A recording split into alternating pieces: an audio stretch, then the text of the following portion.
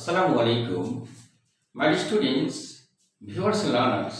Welcome to BDC Online School once again. I am Shon Bangal with you today, Assistant Teacher English, BDC High School, Mirpur Dhaka. সুপ্রিয় সপ্তম শ্রেণীর শিক্ষার্থীরা, আশা করি তোমরা ভালো আছো। আমরা গত ক্লাসে আলোচনা করেছিলাম রাইট ফর্ম অফ ভার্ব নিয়ে, এবং গত ক্লাসের আলোচনাটি ছিল পার্ট 1। আজকে তার দ্বিতীয় পর্ব পার্ট 2 নিয়ে কথা বলব। সুপ্রিয় শিক্ষার্থীরা, তোমরা জানো সারা দেশে এখন কঠোর লকডাউন চলছে এবং সরকারের বিভিন্ন বিধিনিষেধ আছে। তারই ধারাবাহিকতায় তোমাদের শিক্ষা মন্ত্রণালয়ের নির্দেশনা অনুযায়ী অ্যাসাইনমেন্ট কার্যক্রম আপাতত পরবর্তী নির্দেশ না দেওয়া পর্যন্ত স্থগিত থাকবে এবং আমাদের অনলাইন ভিত্তিক মূল্যায়ন পরীক্ষাটিও স্থগিত ঘোষণা করা হয়েছে পরবর্তী নির্দেশ না দেওয়া পর্যন্ত। সুপ্রিয় শিক্ষার্থীরা, তোমরা জানো যে আমরা প্রথম ক্লাসে রাইট ফর্ম অফ ভার্বটি কি, আসলে what is right form of verb এবং সেটা কেন কিভাবে পরীক্ষায় ব্যাখ্যা করতে হয় সেটা নিয়ে গত ক্লাসে কথা বলেছি তার টেন্সগত কৌশলগুলো নিয়ে। যদিও ক্লাসে আমি মাত্র 2টি টেন্সগত কৌশলের ব্যাখ্যা দিয়েছি, আর বাকিগুলোর জন্য বলেছি বাকি টেন্সগুলো তোমরা ধারণা থাকলে হয়ে যাবে। সুপ্রিয় শিক্ষার্থীরা, গত ক্লাসে যে 2টি টেন্সগত কৌশলের কথা ব্যাখ্যা করেছি, আমাদের টেন্স অনুযায়ী যে রাইট ফর্ম অফ ভার্বগুলো থাকে তার 90%ই এই 2টি টেন্সেই কভার করে থাকে। একটি হচ্ছে প্রেজেন্ট ইনডিফিনিট, আরেকটি হচ্ছে পাস্ট ইনডিফিনিট। কিভাবে বুঝবো সেখানে প্রেজেন্ট ইনডিফিনিট এবং কিভাবে আমরা ভার্বটিকে বসাবো বা চেঞ্জ করব, এবং কিভাবে বুঝবো সেটা পাস্ট ইনডিফিনিট এবং কিভাবে সেটাকে ভার্বটিকে চেঞ্জ করব, সেটি নিয়ে আমরা গত ক্লাসে কথা বলেছি। আমরা আরো বলেছিলাম যে এই রাইট ফর্ম অফ ভার্ব ষষ্ঠ শ্রেণী থেকে দ্বাদশ শ্রেণী পর্যন্ত সিলেবাসের অন্তর্ভুক্ত একটি বিষয়, এবং যত বড় ক্লাসে উঠবা তার নাম্বারও তত বেশি বৃদ্ধি পাবে। যেমন 2021 সাল এবং 2022 সালে এসএসসি পরীক্ষার জন্য এটার নাম্বার হচ্ছে 10, এইচএসসি তো 10। সো যত বড় হবা তত এর নাম্বার যেমন বৃদ্ধি পাবে, তেমনি তার পড়ার পরিধিও বৃদ্ধি পাবে। আমরা সপ্তম শ্রেণীতে যেমন অল্প কিছু নিয়ম করে রাইট ফর্ম অফ ভার্বকে কমপ্লিট করতে পারি, পরবর্তীতে আস্তে আস্তে বিষয়টা আরেকটু ক্রিটিক্যালের দিকে যাবে। তবে নিয়ম তো নিয়মই, নিয়মগুলো সাধারণত একই থাকে, এই হলো বিষয়। সুপ্রিয় শিক্ষার্থী বন্ধুরা, আমরা চলো আজকের ক্লাসে কিছু কৌশল শিখব। আমি তোমাদেরকে বলেছিলাম যে কিছু কৌশল তোমাদেরকে শেখাবো যেগুলো এটার ক্ষেত্রে খুবই প্রয়োজন পড়ে। সো আজকের পার্ট 2 ক্লাসে আমরা আলোচনা করব সুমন স্যারের কিছু কৌশল নিয়ে। সুমন স্যারের কিছু কৌশল আজকের এই পার্ট 2 ক্লাসে আমরা আলোচনা করব। সুমন স্যারের কিছু কৌশল নিয়ে আলোচনা। তোমরা দ্রুত খাতায় লিখে নাও যে এটা আমি তোমাদের জন্য, এটা আসলে অভিজ্ঞতার আলোকে যে কোন কোন ক্ষেত্রগুলো থেকে কোন কোন পয়েন্টগুলো থেকে আমাদের সাধারণ পরীক্ষায় কিংবা পাবলিক পরীক্ষায় বেশি বেশি প্রশ্ন এসে থাকে। দীর্ঘদিন যাবৎ পড়াতে অভিজ্ঞতার আলোকে কিছু পয়েন্ট মাথায় চলে আসে যে এই পয়েন্টগুলো থাকলে পরীক্ষায় এটা হবে। এটা জাস্ট হচ্ছে অভিজ্ঞতার বহিঃপ্রকাশ। নিয়মগুলো তো আমার বানানো নয়, নিয়মগুলো তো তোমরা যে কোনো বইয়ে পাবে তাদের মতো করে সাজানো, কিন্তু সেখান থেকে যেই পয়েন্টগুলো যেই বেশি বেশি আসে সেটাকে একটা ছোট্ট কৌশল আকারে আমি আজকের এই পার্ট 2-তে সাজালাম। 1 নম্বর বিষয় হলো দ্রুত লেখো সেন্টেন্সে am, is, are, was, were, be, been।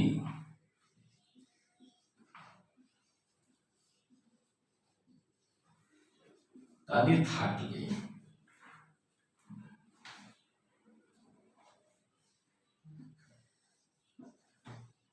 প্রদত্ত ভার্বটির সাথে আইএনজি যুক্ত হবে অথবা ভার্বের পাস্ট পার্টিসিপল ফর্ম।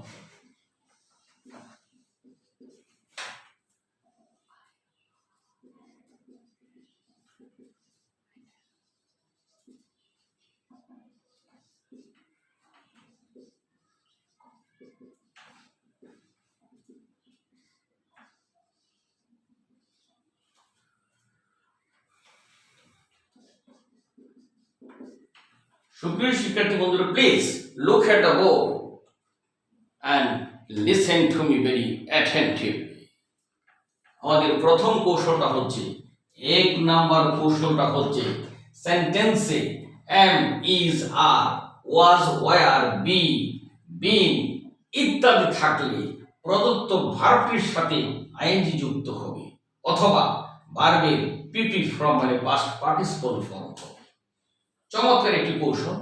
এখান থেকে তোমরা প্রচুর পরিমাণে গ্যাপ পেয়ে থাকবে এবং গ্যাপের আগে দেখবা হয় am, is, are, was, were, be, been এই শব্দগুলো থাকে। এই শব্দগুলো থাকলে গ্যাপের মধ্যে আমরা যে প্রদত্ত ভার্বটিকে বসাবো সেই ভার্বটির সাথে হয় আমরা আইএনজি যুক্ত করব, নতুবা আমরা ভার্বের পাস্ট পার্টিসিপল ফর্ম দেব। এখন প্রশ্ন হচ্ছে, স্যার কখন আইএনজি যুক্ত হবে আর কখন পাস্ট পার্টিসিপল ফর্ম হবে? সুপ্রিয় শিক্ষার্থীরা, যদি তোকে সেন্টেন্সে একটি অ্যাক্টিভ ভয়েসে আছে তাহলে আইএনজি যুক্ত হবে, আর যদি সেন্টেন্সটি প্যাসিভ ভয়েসে আছে তাহলে ভার্বের পাস্ট পার্টিসিপল ফর্ম হবে, অর্থাৎ ভার্ব 3 হবে। সুপ্রিয় শিক্ষার্থী বন্ধুরা, এখন তোমাদের প্রশ্ন থাকতে পারে, যেহেতু এটা অনলাইন ক্লাস তোমাদের প্রশ্নগুলো আমি করে দিচ্ছি, স্যার কিভাবে বুঝবো যে সেন্টেন্সটি অ্যাক্টিভে আছে না প্যাসিভে আছে? আসলে অ্যাক্টিভ আমরা তখনই চিনব যখন দেখবো একটি সেন্টেন্সের সাবজেক্ট নিজেই তার কাজটি করছে। একটি সেন্টেন্সের সাবজেক্ট নিজেই যদি কাজটি করে তাহলে অবশ্যই সেটা অ্যাক্টিভ ভয়েস। কিন্তু সেন্টেন্সের কাজটি যদি সাবজেক্ট নিজে না করে অন্য কিছু দ্বারা, অন্য কারো দ্বারা সম্পাদিত হয় তাহলে সেটা প্যাসিভ ভয়েস। যখন সাবজেক্ট নিজেই কাজটা করবে এগুলির পরে ভার্বের সাথে আমরা আইএনজি বসিয়ে দেব। আর যদি দেখি সাবজেক্ট নিজেই করছে না, সাবজেক্ট কর্তৃক অন্য কারো দ্বারা কর্তৃক কাজটি সম্পাদিত হচ্ছে, তাহলে ওই ব্র্যাকেটের প্রদত্ত ভার্বটির পাস্ট পার্টিসিপল ফর্ম আমরা বসাবো। দ্রুত লিখে নাও, নিশ্চয়ই লিখে ফেলেছি ইতিমধ্যে। আবার বলে দিচ্ছি, সেন্টেন্সে am, is, are, was, were, be, been ইত্যাদি থাকলে প্রদত্ত ভার্বটির সাথে আইএনজি যুক্ত হবে অথবা ভার্বের পাস্ট পার্টিসিপল ফর্ম হবে। অ্যাক্টিভে থাকলে আইএনজি এবং প্যাসিভে থাকলে ভার্বের পাস্ট পার্টিসিপল। ক্লিয়ার? তাহলে আমরা এটার একটা এক্সাম্পল দেখে নিই যাতে তোমাদের বুঝতে সুবিধা হয়। এক্সাম্পল আমরা দেখি যে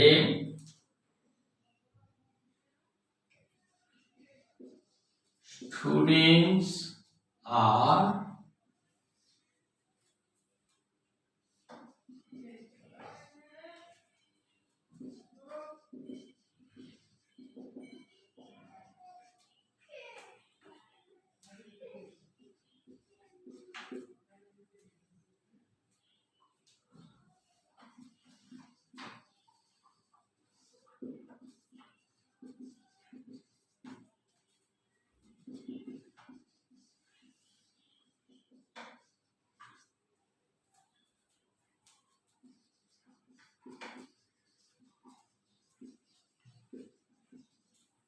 My students, please look at the board. Students are দেখো এখানে একই টাইপের দুটো ভাগ দিয়েছে তোমাদের সহজ করে বোঝার জন্য। এখানেও প্লে দিয়েছি, এখানেও প্লে দিয়েছি। Students are play cricket in the field. ছাত্ররা, আমরা দেখতে পাচ্ছি এখানে আর আছে। আমি স্পষ্টভাবে বলে দিয়েছি am, is, are, was, were ইত্যাদির পরে ভার্বের সাথে হয় আইএনজি যুক্ত হবে অথবা ভার্বের পাস্ট পার্টিসিপল ফর্ম হবে। শুধু প্রশ্ন ছিল কখন আইএনজি হবে আর কখন ভার্বের পাস্ট পার্টিসিপল ফর্ম হবে। উক্তিটি ছিল এরকম, যদি অ্যাক্টিভ ভয়েসে থাকে অর্থাৎ সাবজেক্ট নিজেই যদি এই ভার্বের কাজটি করে থাকে তাহলে আইএনজি হবে, আর যদি অন্য কারো দ্বারা কাজটি সংগঠিত হয় তাহলে ভার্বের পাস্ট পার্টিসিপল ফর্ম হবে। এই হলো বিষয়। তাহলে students are cricket in the field, আমরা দেখতে পাচ্ছি এখানে এম ইজ আর আছে, তাহলে আমরা ছাত্ররা মাঠে ক্রিকেট খেলতেছে, তো ছাত্ররা তো খেলেই, স্টুডেন্ট সাবজেক্ট, তাহলে সাবজেক্ট নিজেই কাজটা করতেছে অর্থাৎ ভার্বের সাথে আইন যুক্ত হবে। Students are playing cricket in the field, actually cricket is played all over the world. আমরা পরক্ষণে এখানে দেখো আরো একটি এম ইজ আর আমাদের আছে, ইজ আছে এখানে, তারপরে ভাবটিকে আমরা কি আইনজি যোগ করব নাকি পাস্ট পার্টিসিপল ফর্ম বসাবো? সুপ্রিয় শিক্ষার্থী বন্ধুরা, ক্রিকেট ইজ, এখানে দেখো যে বিষয়টা হচ্ছে যে ক্রিকেট কে তো আর ক্রিকেট খেলে না, ক্রিকেট তো খেলা হয়, ক্রিকেটকে অন্য কেউ খেলে, তার মানে এখানে সাবজেক্ট নিজে কাজটি করছে না। ক্রিকেট কি ক্রিকেটকে খেলে নাকি ক্রিকেট খেলা হয়? ক্রিকেটকে অন্য কেউ খেলে, আমরা খেলি, ছাত্ররা খেলে, মানে মানুষজন খেলে, তাহলে এখানে এটা সাবজেক্ট যেহেতু নিজে কাজটি করছে না সেজন্য এটা প্যাসিভ ভয়েস অর্থাৎ ভার্বের পাস্ট পার্টিসিপল ফর্ম হলো। তাহলে students are playing cricket in the field, actually cricket is played all over the world, আসলে ক্রিকেট সারা বিশ্বে খেলা হয়ে থাকে। সুপ্রিয় শিক্ষার্থী বন্ধুরা, তাহলে অত্যন্ত সহজ একটি কৌশল যে am is are, was, were, be, been ইত্যাদির পরে যে ব্রেকের যে ভার্বটি থাকবে সেই ভার্বটির প্রদত্ত ভার্বটির আমরা হয় আইএনজি যোগ করব অথবা ভার্ব 3 নম্বর ভার্বটি পাস্ট পার্টিসিপল ফর্মটি বসাবো। যখন দেখব সাবজেক্ট নিজেই কাজটি করছে অর্থাৎ অ্যাক্টিভ ভয়েসে আছে তখন হবে আইএনজি, আর যখন দেখব সাবজেক্টের কাজটি অন্য কারো দ্বারা সংগঠিত হচ্ছে অর্থাৎ প্যাসিভ ভয়েসে আছে তখন কিন্তু দেব ভার্বের পাস্ট পার্টিসিপল ফর্ম। এই হলো বিষয়। তাহলে আমরা 1 নম্বর কৌশলটা অত্যন্ত দ্রুত এবং সহজে শিখে দিয়েছি।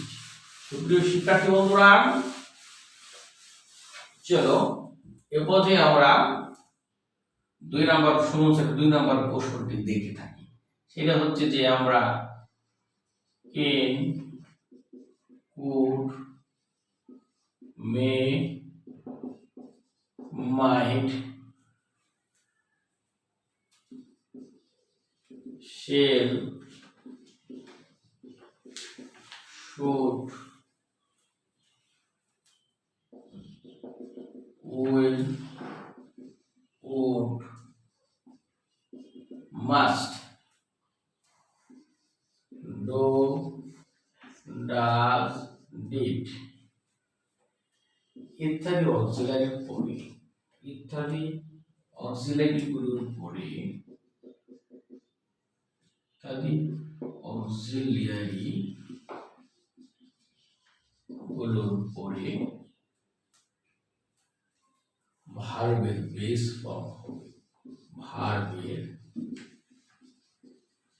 বেস ফর্ম হবে, অর্থাৎ ভার্বের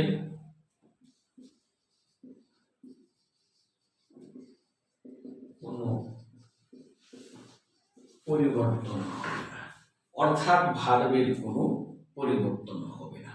এই অক্সিলারি গুলো যখন থাকবে, হ্যাঁ দ্রুত লিখে নাও খাতায়, can, could, may, might, shall, should, will, would, must, do not, does not, did not কিংবা ডু ডাজ ডিড এগুলো যখন অক্সিলারি হিসেবে থাকবে তখন এগুলোর পরে ভার্বের কোনো পরিবর্তন হবে না, অর্থাৎ বেস ফর্ম হবে। যেমন আমরা লিখতে পারি যে you should, you should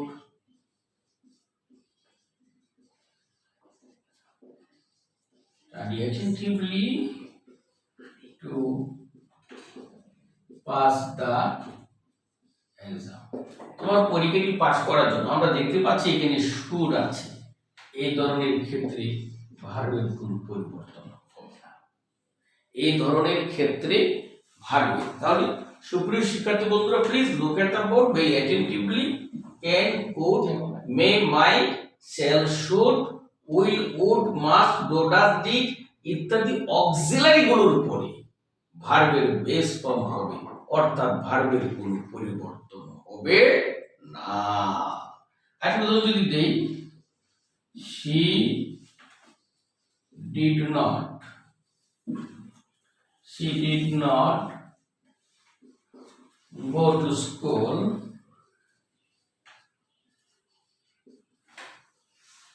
yesterday। তোমাদের কাছে মনে হবে she did not go to school yesterday, এখানে yesterday আছে। yesterday মানে তো গতকাল, গতকাল মানে তো অতীত, অতীত বুঝালে ভার্বের পাস্ট ফর্ম হবে, সেটা মনে করে অনেকে ওয়াইন্ট দিয়ে দিতে পারো না, কিন্তু দেখো এখানে ডিড আছে। আমরা বলেছি যে এই অক্সিলারি গুলোর পরে ভার্বের কোনো পরিবর্তন হবে না, বেস ফর্মই হবে। তাহলে এখানে ওয়াইন্ট আর হবে না, গো, গোই হবে। she did not go to school yesterday। এই হলো 2 নাম্বার টেকনিক বা কৌশল। এখান থেকে মিনিমাম 3 থেকে 4টা গ্যাপ তোমরা পরীক্ষায় পাবা। 2-3টা গ্যাপ তো পাবাই এই কয়টা ওয়ার্ড থেকে। সেজন্য তো আমি আগেই বলেছি এগুলো কোনো নিয়ম নয়, এগুলো আমার ব্যক্তিগত কৌশল, দীর্ঘ শিক্ষকতা অভিজ্ঞতার আলোকে তোমাদেরকে সহজভাবে শিক্ষা দেওয়ার জন্য এগুলো তৈরি করেছি। এ হলো বিষয়, 2 নাম্বার বিষয়গুলো। এখন আসো 3 নাম্বার বিষয়, 5টা প্রশ্ন। 3 number, have, has, had, get, got, been, become ইত্যাদির পরে ভার্বের পাস্ট পার্টিসিপল ফর্ম হয়।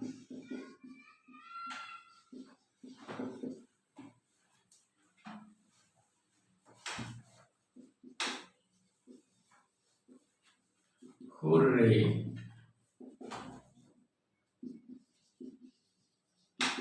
Brazil has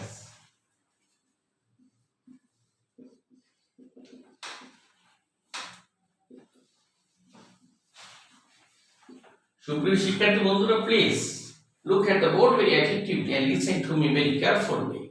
Have, has, had, get, got, been, become ইত্যাদির পরে ভার্বের পাস্ট পার্টিসিপল ফর্ম হবে সব সময়।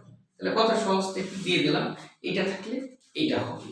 যেমন Brazil, hurray, Brazil has won the game, Brazil has won the game. আমরা দেখতে পাচ্ছি এখানে হ্যাজ আছে, হ্যাভ, হ্যাজ, হ্যাড এগুলোর পরে আমাদের যে ভার্বটি বসবে, ভার্বের 3 নাম্বার ফর্মটি হবে ভার্বের পাস্ট পার্টিসিপল ফর্ম। তাহলে দ্রুত বুঝে ফেলবো, দ্রুত। Have you any question? You can ask me if you want to ask, if you want to know something, you can ask me through using your comment box. It is not a live video, it is a live session, it is a live class, okay? তাহলে আমরা 3 number প্রশ্নটি ইতিমধ্যে আমরা দেখলাম। 3 number, এই পর্যায়ে আমরা 4 নাম্বারে চলে যাব। এই যে প্রিপজিশন টু, এটা আমরা সবাই চিনি। টু ছাড়া অন্যান্য প্রিপজিশন এর পরে ভার্বের সাথে আইএনজি যুক্ত হবে। টু এর উপরে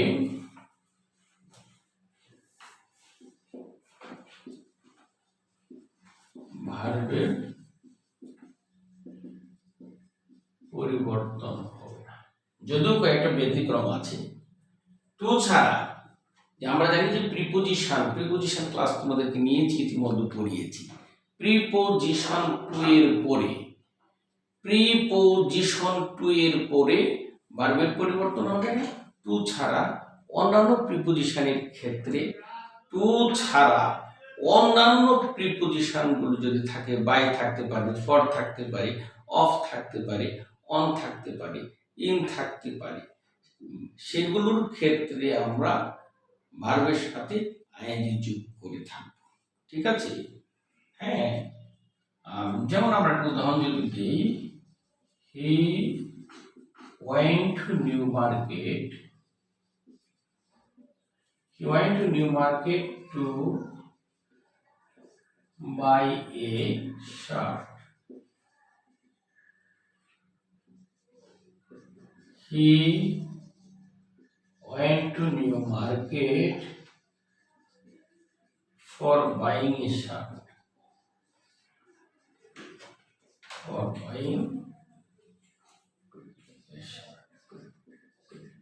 সুপ্রিয় শিক্ষার্থী বন্ধুরা, দেখো একই ধরনের দুটি সেন্টেন্স আমরা এখানে ইউজ করেছি। একটা হলো he went to new market, he went to new market, দুইটাই আছে। এখানে আছে একটি প্রিপোজিশন টু, এখানে আছে হলো ফর।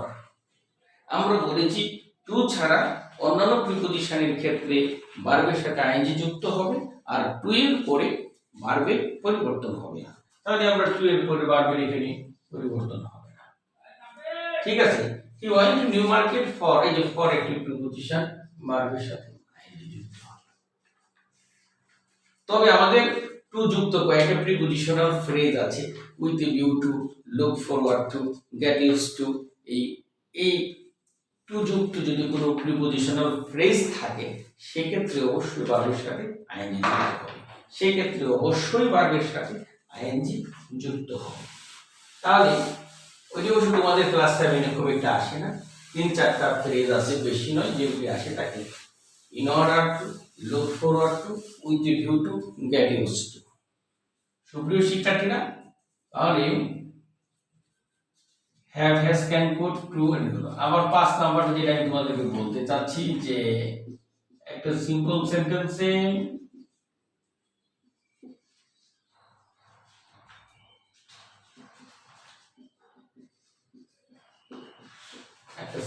সেন্টেন্সে দুটি ভার্ব হয় না।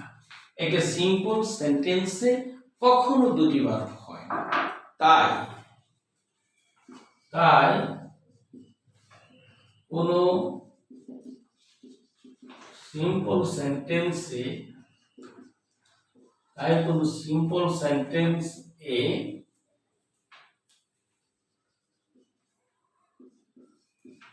গ্যাপের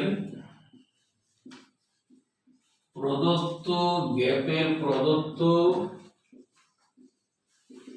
ভার্বটি ছাড়াও অন্য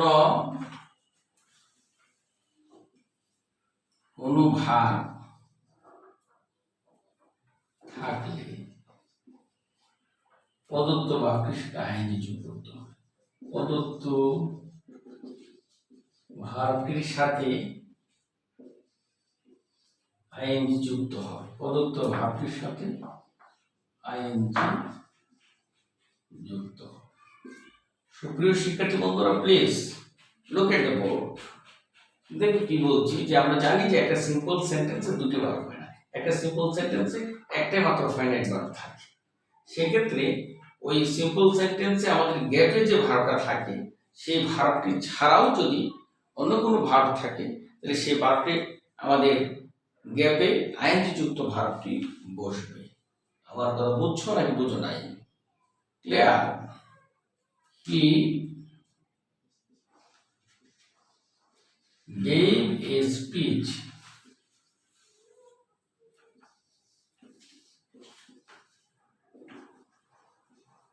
attend there. সুপ্রিয় শিক্ষার্থী বন্ধুরা, হি গেভ এ স্পিচ, আমরা সেখানে দেখো এই যে একটি ভার্ব আছে, he gave a speech, he gave a speech, he gave a speech attending there, সেখানে উপস্থিত হয়ে, অ্যাটেন্ডিং দেয়ার। সুপ্রিয় শিক্ষার্থী বন্ধুরা, এইটা এই একটি ভার্ব থাকলে আরেকটি ভার্বের আগে ইনফিনিটিভ আমরা করতে পারি, টু প্লাস ভার্ব দিতে পারি, সেটা আমাদের শূন্য স্থানে ব্র্যাকেট দিয়ে উল্লেখ থাকবে, বেশিরভাগ ক্ষেত্রে উল্লেখ থাকে। যদি জিরান থাকে আইএনজি দেব, উল্লেখ না থাকলেও আইএনজি দেব। কখনো কখনো কিছু ক্ষেত্রে ইনফিনিটিভ দেওয়া থাকে, সেখানে আমরা টু প্লাস ভার্ব দেব। আমরা আগামী ক্লাসে যখন এগুলি প্র্যাকটিস করব তখন দেখবে যে প্রত্যেকটা নিয়ম কিন্তু হুবহু কমন করেছে। তোমাদেরকে যে কৌশলগুলো দিয়েছি প্রথম ক্লাসে টেন্সগত কৌশল, আজকের ক্লাসে যে বিশেষ কৌশলগুলো দিয়েছি, এখন তোমার কাছে যেমনই মনে হোক, তুমি যখন এটা প্র্যাকটিস করবে, শুধুমাত্র ক্লাস 7 নয়, তুমি এসএসসি টেস্ট পেপার হাতে নাও, তুমি এইচএসসি টেস্ট পেপার হাতে নাও, হাতে নিয়ে প্র্যাকটিস করো, দেখো আমার বাইরে কয়টা কথা বইয়ের মধ্যে পাও, পরিষ্কার কথা। সেজন্য তোমাদেরকে এই অল্প কিছু কৌশল দিয়েছি, তোমরা ছোট ক্লাসে পড়ো, অল্প কয়েকটা কৌশল যেন মাথায় রেখে জিনিসটাকে ভালোভাবে পারো।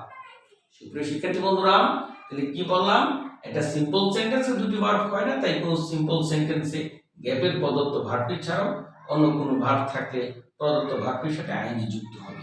যেমন এখানে একটা ভার্ব ছিল, তাই ওটার সাথে আইএনজি যুক্ত হয়েছে।